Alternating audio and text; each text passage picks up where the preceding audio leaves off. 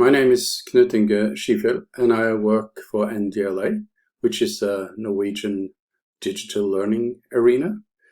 We create learning resources for students in upper secondary schools in Norway, and it's completely free and open. We base our content on Creative Commons license, and we support reuse of our content.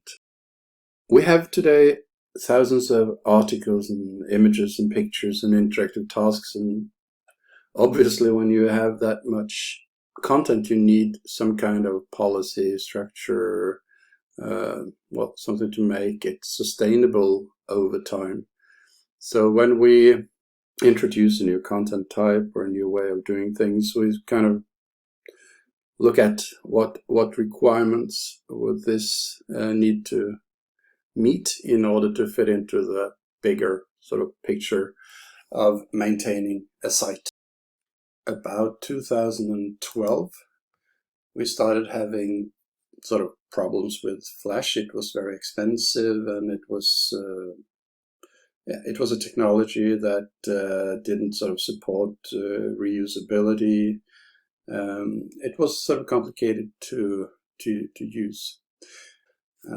How could we create media-rich interactive learning resources sort of while we stay in control over the content, the software, and the licensing?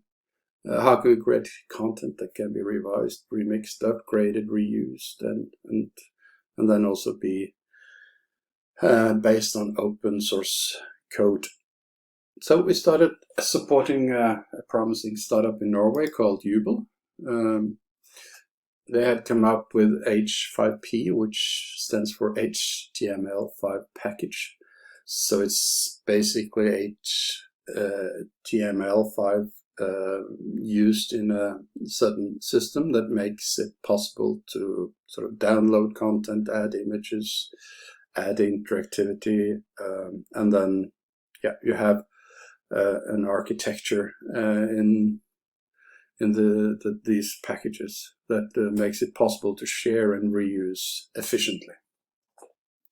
Today NDLA is also creating their own H5P content types. More about that later. If you use WordPress, you need to go to the plugin menu and then search for H5P. And once that is installed, you can find it here in your plugins. And after having done that, you will find a new menu in your main menu where you can add content. Finally, you have to create a page, and in that page you will have the option to add H5P.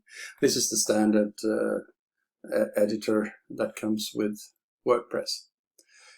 As you can see, there are lots of different content types. There are more than 30, and there are more being made as we speak. An interactive task can look like this. This particular H5P content type is called Priority and is developed by NDLA.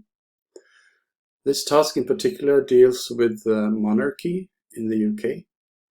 You're supposed to drag these statements accordingly to your sort of level of agreement. So the ones that you agree the most with, you put on top. It's a nice type of task that the students can work in pairs or groups and discuss. You can also add your reasons in writing here by clicking here. And obviously you can drag the statements up and down according to your priority, and you may add your own statements down here. And finally you can write a short text and print it all, or use LTI to send it to a learning platform of your choice. Quality is a word that is thrown around a lot. Everyone wants to have quality. What is quality in this context? Well, You can talk about quality in OER in terms of content or in terms of tools. And we will be focusing on tools in this presentation. We think you should ask yourself some questions when you decide to use one tool rather than the other. And that is, does it have an editor? Is the quality of the editor good? Does it have a license module? Can you add pictures, videos, etc.? Is it open code? Does it have cross-platform capabilities? Are the interactivities good? Do they support universal usability? What is the structure of the data that you produce? Add metadata to it. So there are a lot of questions you need to ask. And for us, the H5P was technology that met with these requirements. We asked ourselves, can we install it on our own server? Is there a community here? Is it mobile friendly? Does it support many browsers? Can you get help if you're stuck? And we basically found that, okay, we could answer these questions with yes. So this is what the editor looks like in a typical H5P content type. So when you install it in WordPress and you want to add content, then this is what you get. And finally, you may have something like this. This is a stack of content set up in the WordPress editor. We can have a look at what it looks like in the editor. So here you see you have H5P with ID 413 inserted, and here you have 408. So these refer to contents that I have made previously in my WordPress installation. You can see here that I have a button that I can use for adding H5P, and that will take me to my library of H5Ps. So you can just click insert and then it will be inserted. I'm going to go back on that change. So you have a link here where you can see the actual page, and we can have a look at one of the tasks. As I mentioned, this task was called Priority, and it's about the monarchy, and you can work in pairs or on your own, and then drag the statements so that the ones that you agree the most with is on top. You can also choose to add your own statement.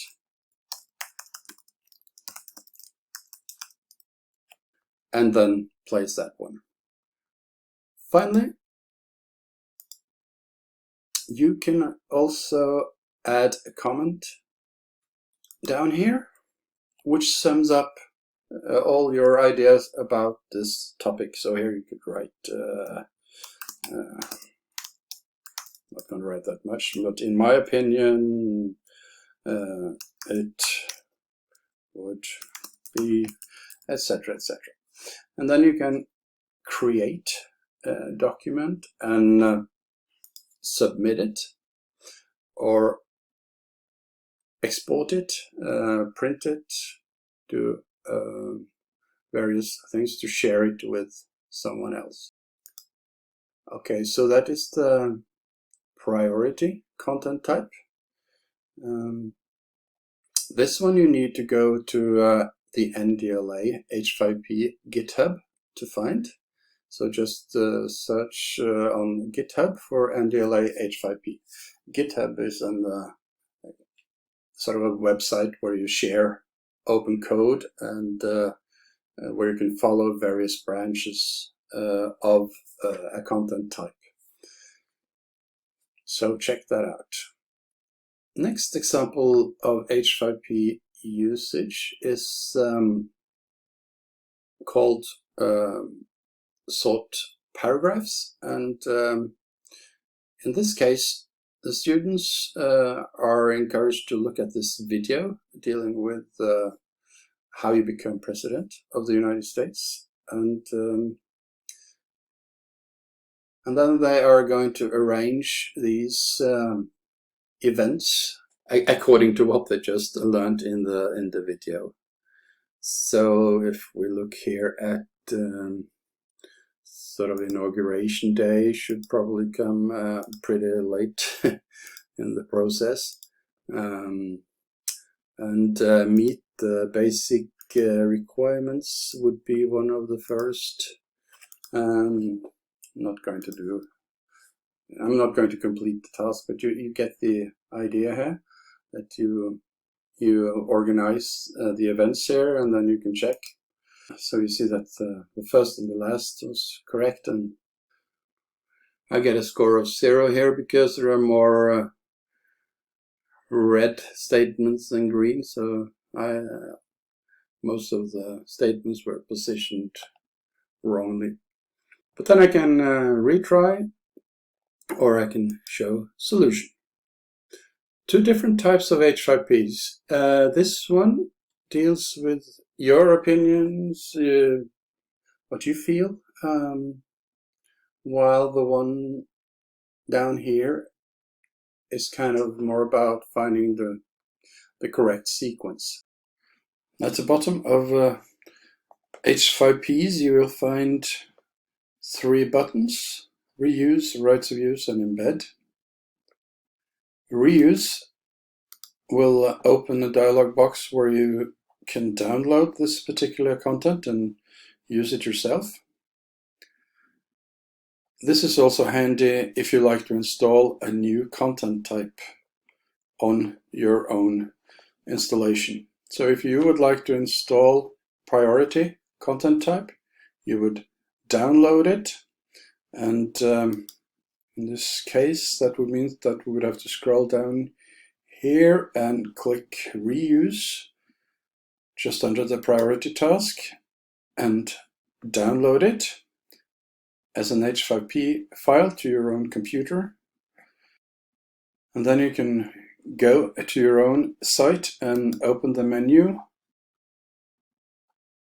H5P content, add new, and you will see that you have an upload button here, which you can click and then choose a file from your own computer.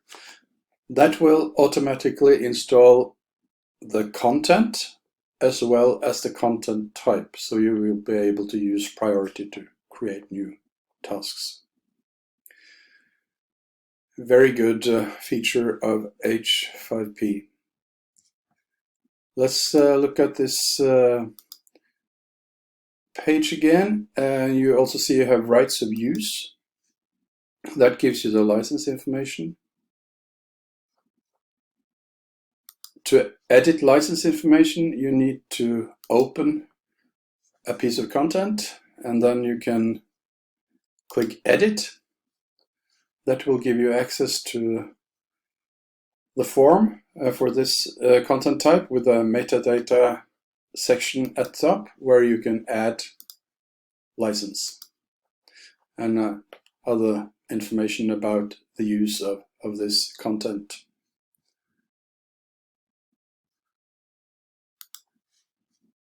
Okay, the last button under the H5P is the embed button, which allows you to copy some code to display this content at your own website. We can have a look at the h5p.org site. You see the link up here. If you click examples and downloads on this site, you see how many content types that are available in the H5P plugin. NDLA is currently working on creating an H5P content type that supports escape room functionality and a lot of active surface functionality, so that these H5P content types supports exploration rather than just ticking off the correct answer. I would like to show you an overview of varieties of English that we made as an H5P. Then we used a content type called course presentation, which you see here in the middle. It is more of a complex content type. You can look at it here. You can also put it up in a full screen mode, but basically here you can click on the various parts and then have first an introduction to that dialect of English, and then you can hear the various samples of, in this case, then Scottish Lowland, Scottish English.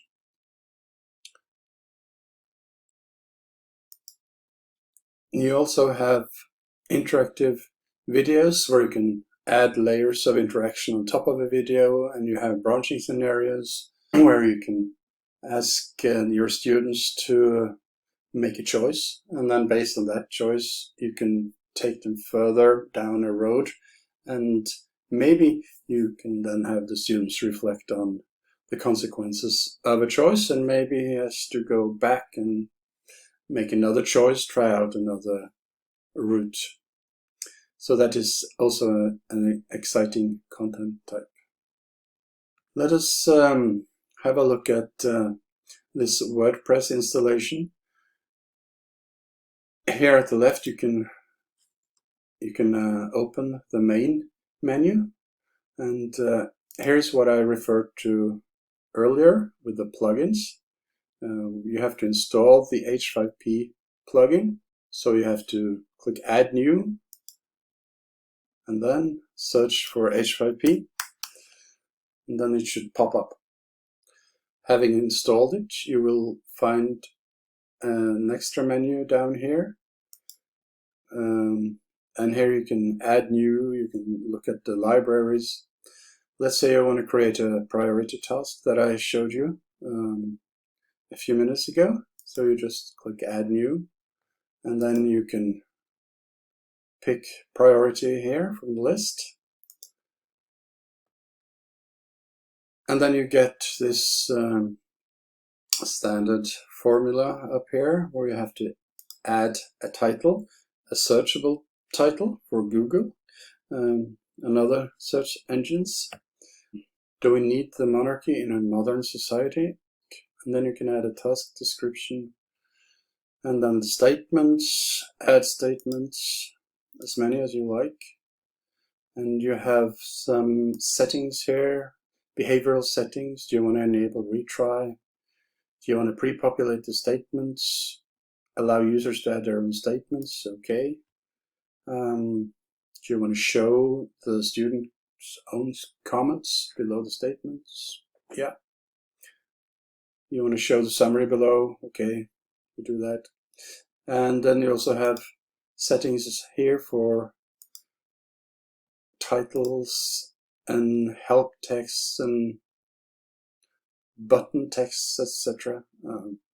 So all in all, H5P provides you with the structure that you need, and that is important in the long run for open resources, that you can have a proper licensing and that you can download content and reuse it yourself.